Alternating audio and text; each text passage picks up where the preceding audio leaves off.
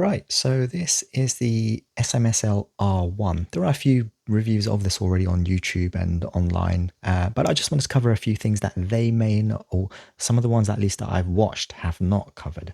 I want to talk about some of the sound quality and what kind of headphones I've been testing this on.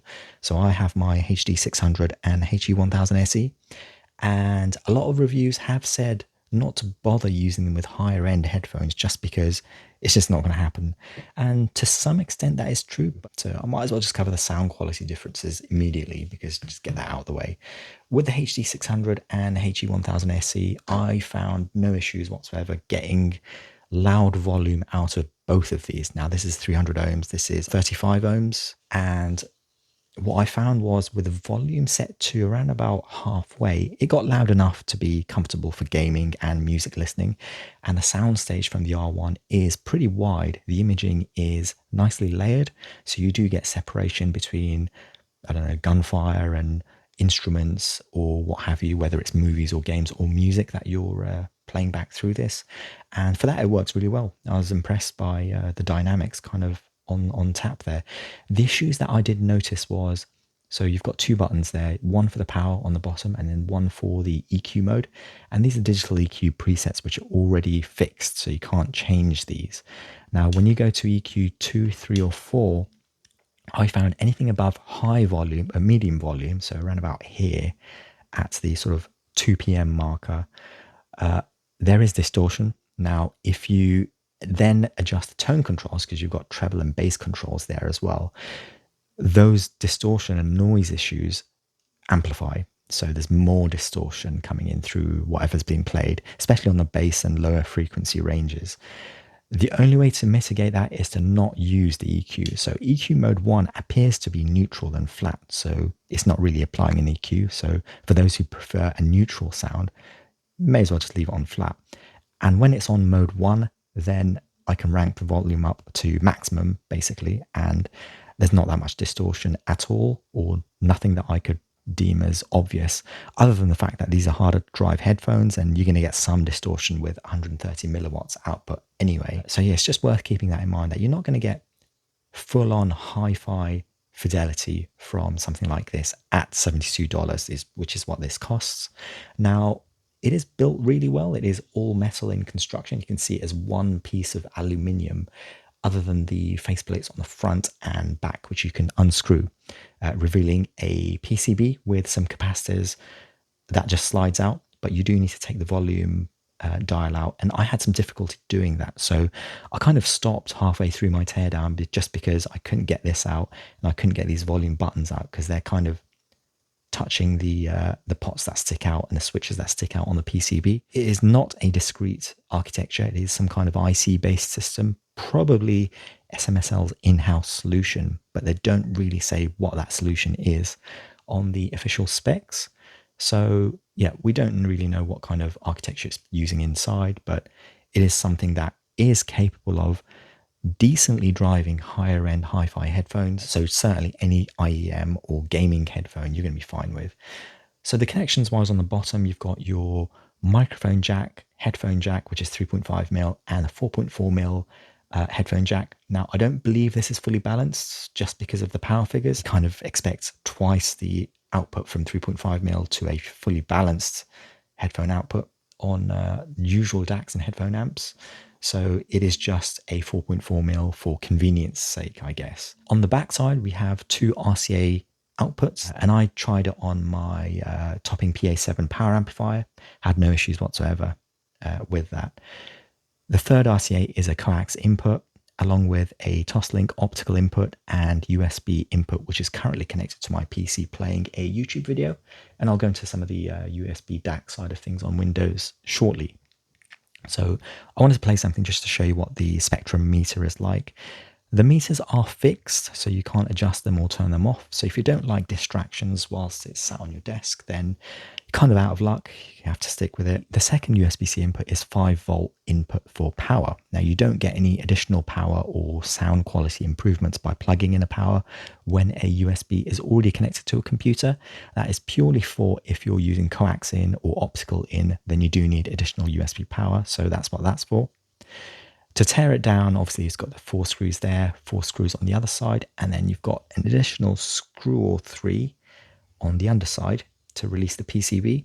And there's 1 screw here as well. And these are all hex type screws to sort of get that faceplate off. But as I say, I had a bit of trouble getting this thing dismantled, so I kind of stopped halfway through teardown. Sound quality wise, soundstage, I think I mentioned already, it's very decent sound.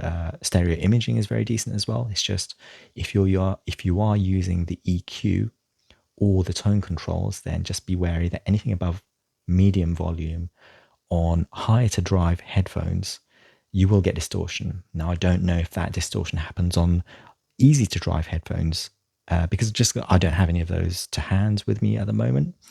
But I assume it should be okay. And for the most part, it produces good, decent sound quality, nice wide soundstage, perfect for gaming, really. So it kind of does what it says it does on the tin. Now, connecting to Windows, I'll just show you what I've got here. It does show you the input for microphone as well. So if you are plugging in a microphone, you can adjust those settings there. Up top, we've got it connected up and set as the default playback device currently. And the sampling rate and bit depth is 24 by 48 as maximum. So it won't really go anything above that. SMSL don't have a DAC driver for this either. I tried some other drivers which were more generic from the SMSL range, and that didn't really detect it or work. So I guess it is just using the generic Windows USB driver. But as I say, everything works fine. There's no sort of audio delay or anything like that. But there is a slight click when something hasn't been playing for several seconds, and then you suddenly play something like a Windows screenshot tone or Discord tone or something like that. There is a slight clicking noise right at the very start of audio. Now, that only happens, that I found in my experience with DACs, when you don't install the driver. It happens with the FiOS that I've tested and the toppings and so on. So the fact that the driver doesn't, or the SMSL drivers for the other devices from SMSL don't work with this, means that you're going to get that clicking sound or that crackling sound right at the very start when new audio starts to play. So it's worth keeping that in mind, really. Other than that, I found no problems really testing out on Windows. This is Windows 11, and everything seemed to work perfectly fine, really. So it worked fine in Discord. You obviously need to select the SMSL DAC as the input device if you're going to use it for your microphones. But otherwise, I've got a USB mic, which is what I'm recording this via at the moment. Everything seemed to work just fine. I did mention that the tone controls for treble and bass didn't function exactly how I would have expected. So, for example, if I'm adjusting the treble, increasing it, I found that it mushed up the upper mids more than I would have expected. So instead of increasing just the treble tones, probably around about the 7,000 to 9,000 kilohertz range, it was clumping together or mushing together the 5 to 7,000 hertz range to my ear, at least. So yeah, the treble control especially wasn't working how I was expecting. The bass control did work how I was intending. So it did increase the lower frequency range and give a bit more punch to the low end. So that was good. It's just the treble that I didn't find was doing what I was expecting. And that was in any EQ mode, but most especially in the flat mode, which is mode 1. Single pressing the power button cycles between the input modes, and the input modes are marked 1, 2, and 3, which is USB, optical, and coax. But that is basically it for this. Really nice, well-built device. It feels like a tank that I could throw it around the room and it would not break or scratch or anything at all. So it's built really well. It doesn't get hot in use or even warm in use, actually. It just stays sort of room temperature, which is fine. And it does have anti-slip feet on the back as well, so it's not going to slip around. And these are good feet. They don't slide or anything like that. But yeah, if you like this review, leave a like, leave a comment if you want to know more. I'll get back to every comment individually as well. And as a comparison or something of equal quality, or better even for similar money, I would recommend the Onyx Alpha 1. That is a dongle DAC, and to my ears, with the type of headphones that I'm using, that produces superior sounds to this with no distortion, even when using the filter modes and things that that device offers, regardless of volume level as well. So I would recommend the Onyx Alpha 1 to anyone wanting high-end audio. That includes for gaming as well. And it has onboard volume control, obviously a digital volume control with a display. But if you want something that looks retro aesthetic and it has these additional connections that you will be using, then I guess for $72, you can't really go wrong with this. It does the job.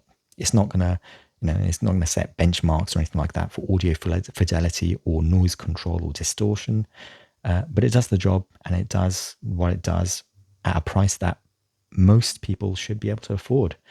And it gives you an option to improve your console audio as well. So yeah, it does a lot, and it looks cool. It looks more premium than the price would otherwise suggest.